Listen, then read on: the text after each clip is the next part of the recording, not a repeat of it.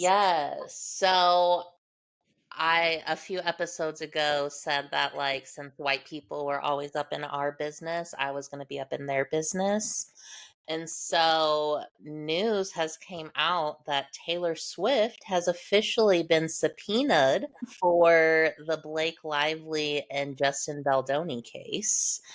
I- Should be interesting because she's been very quiet since the whole thing has gone public.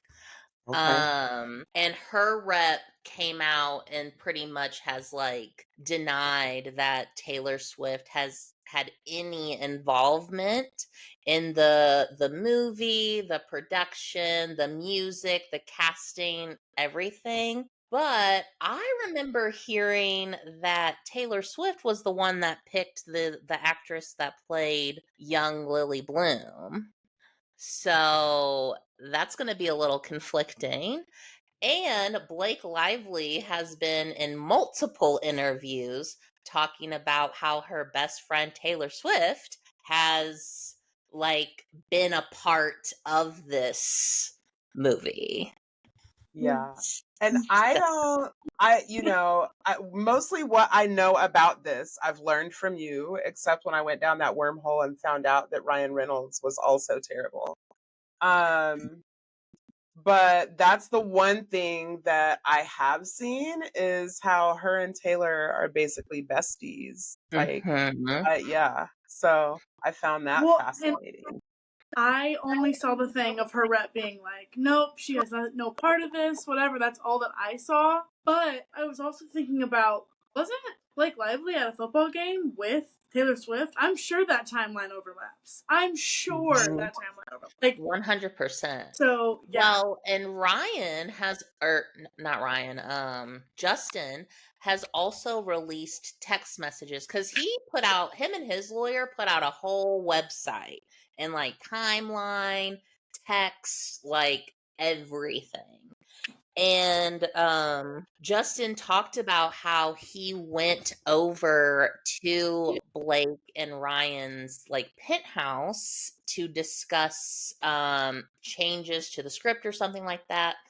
And apparently Taylor Swift came in and was like, "Oh my god, like Blake's told me all about the changes. Like I can't wait to hear about like how the script's going to play out." And like Ryan kind of said the same thing, and Justin has came out and has said like, and it's even in the text message, he was like, I would have appreciated the script even if it was just like you and not with the influence of Ryan and Taylor.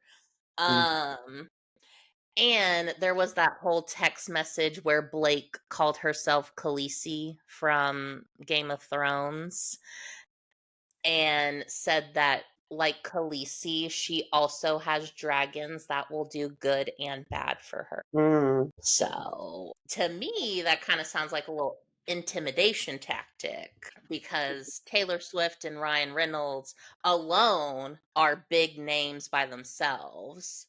Put Mhm. together, Mhm. yeah.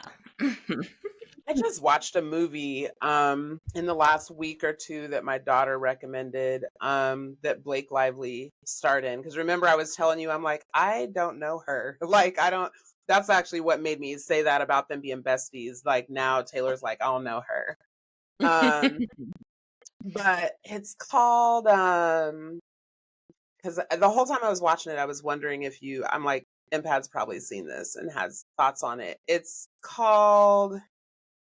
It's not I Love You a Lot. It was so let me tell you the premise of the movie is like the Blake Lively plays like this woman who is this right?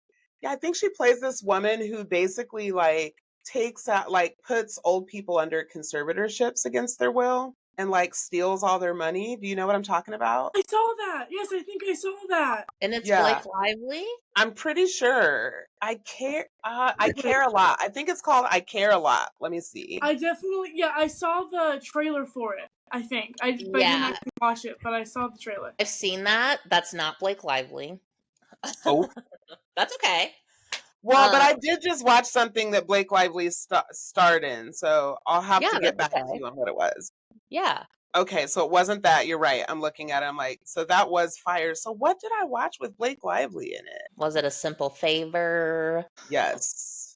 Mhm. Yes. It was A Simple Favor. I'm like, this crazy bitch. Yes. Yeah. It was A Simple Favor. Yes. Mhm. Yeah, and I will say, like, I don't think because Blake Lively does have a lot of haters, like, outside of the Justin Baldoni, like, some people don't think she's a good actress.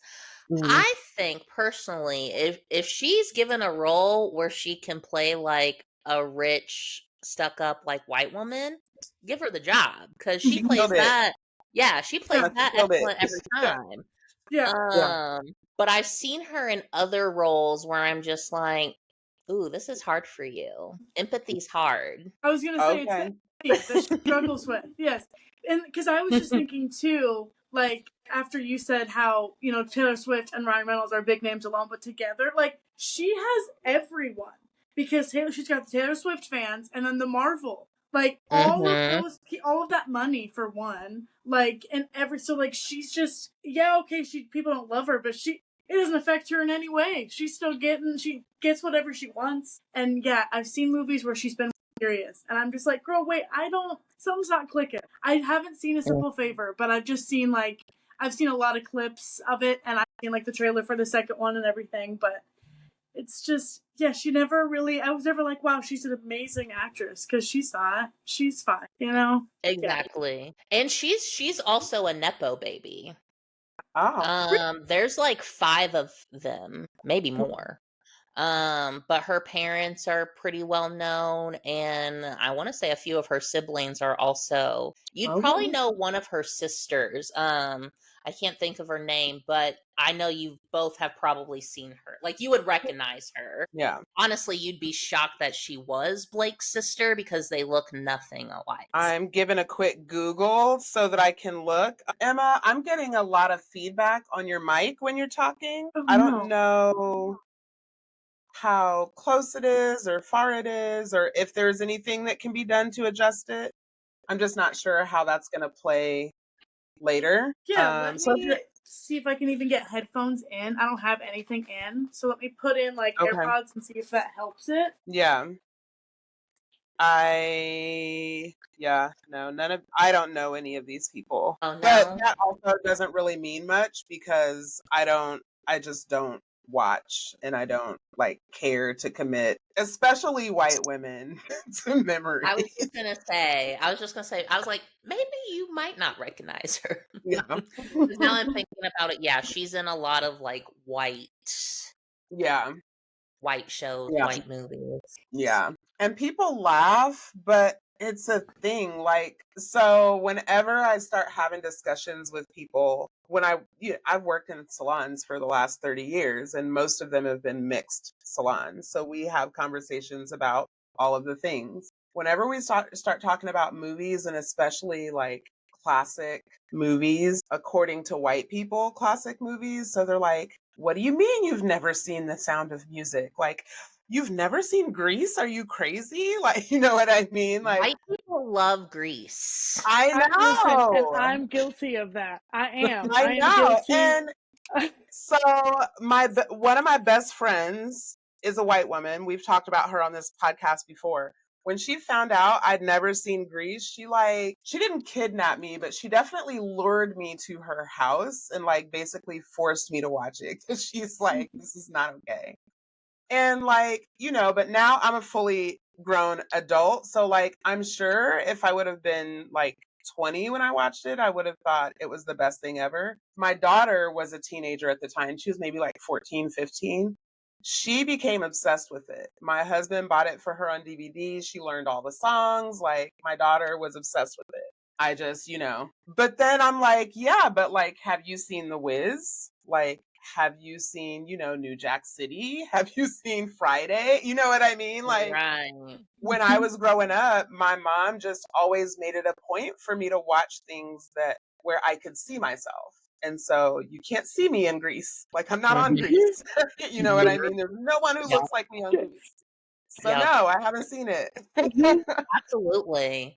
Yeah. That's how I felt because I never watched like Friends, I was just gonna or say that like was one show. Seinfeld, and yeah, I always get that reaction like, "What? You've never seen Friends?" And I'm like, Yeah. "No." And like I've seen like some clips in like a few episodes, and I never laugh. I'm like, "This isn't funny." Yeah. Ross is the What were you gonna worst. say, I Emma? like so my old coworker from Dry Bar, her name is Kendrea, and we had that same conversation. I was like, "Have you ever seen Friends?" And she's like, "No, but have you ever seen Living Single?" And I was like, "No." And so then she's like, "That's actually what Friends was, but it's white." Like, and I was like, "You're Yeah. so that's what it is." And so yeah, Literally. I it's don't know if you've ever seen Living Single, but I watched Living Single like in the early 90s. That was my jam. And so when Friends came out, to me, Friends was just if you took all the seasoning out of in Living Single. and that's what she said. Yes, Yeah. I've seen a little bit of it. I haven't watched the whole Yeah. show, but I've like seen the first couple episodes. And she's like, Yeah. it's just literally Friends before Friends. They took the Yeah. idea from this Yeah. show and made Yeah. it white, and that's Yeah. what Friends is. And I was like, you are absolutely correct.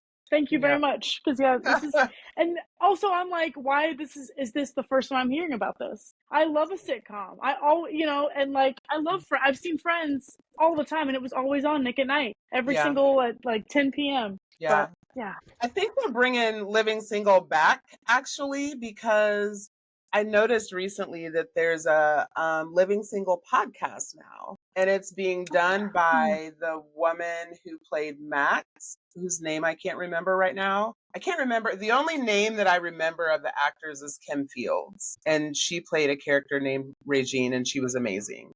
But it's there's two characters from Living Single are now doing a podcast. So I don't know, like I feel like something must be happening, with it for them to just all of a sudden now in 2025 start because they're literally only like 3 or 4 episodes in.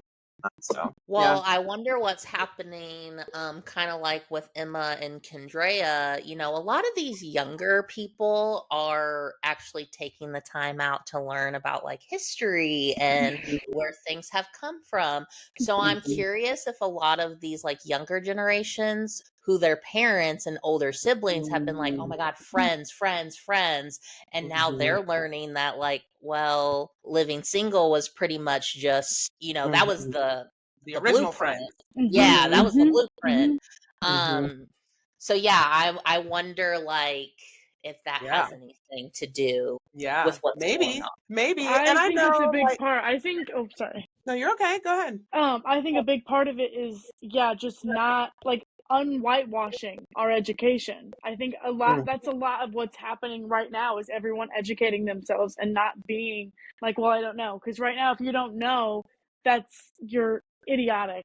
You know what like, it's just, then you clearly don't care. Yeah. And so I think, especially with my generation, like, I'm over being told what I was supposed to be told. Like, I'm relearning history as it's like, because Mm-hmm. everything I was told was a half truth, or I was talking to my client the other day. I said, George Washington's teeth being wooden. Nope, they were slave teeth. Why didn't you just tell me that? Like, that's awful. But why didn't was that ever, like, we just didn't want to talk about it. And it's like, that's so weird. Anyway, so yeah. And also, like, I'm from Illinois, and so Land of Lincoln. I learned nothing but good things about Abraham Lincoln. Abraham Lincoln was not a good man, and I thought, Yeah.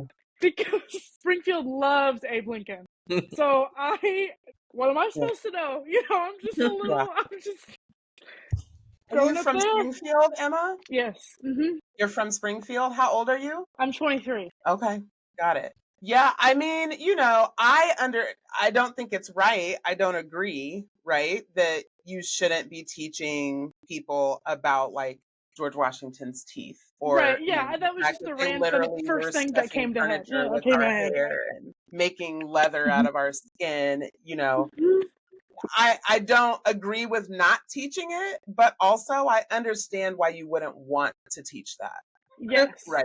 And my same Um, point to that is I was taught the Holocaust in 8th grade. Why didn't we have the slavery topic the next year or something? It's heavy stuff, but like, we sat through, like, because obviously horrible things, right? Racism is, obvious in this country. And so it's like, why haven't that ever, it's just never, we're like, oh, it's ended, it's over, love it, because Abraham Lincoln saved the day, right? Like, that was it. And then we just kept on talking. And it's like, we never circle back, though. We never actually, but we make it a point to learn how horrible, and of course, I'm not saying the Holocaust wasn't horrible, because obviously, but it's like, if we're going to teach all of history, why do we don't, though. We don't. And it's frustrating as someone who's also from a small town. And that's also why I moved to St. Louis, because I was like, I gotta get out of this. This isn't right for me. I know there's more to the world than these 30 people in my class, So, Yeah. I don't know how we got to slavery from Blake Lively and Taylor Swift, but I know. I'm really. No, it's good. No, it's good. Impat and I were literally just talking about how any subject, if you talk about it long enough, always boils down to white supremacy and capitalism are terrible ideas, and that needs to be fixed.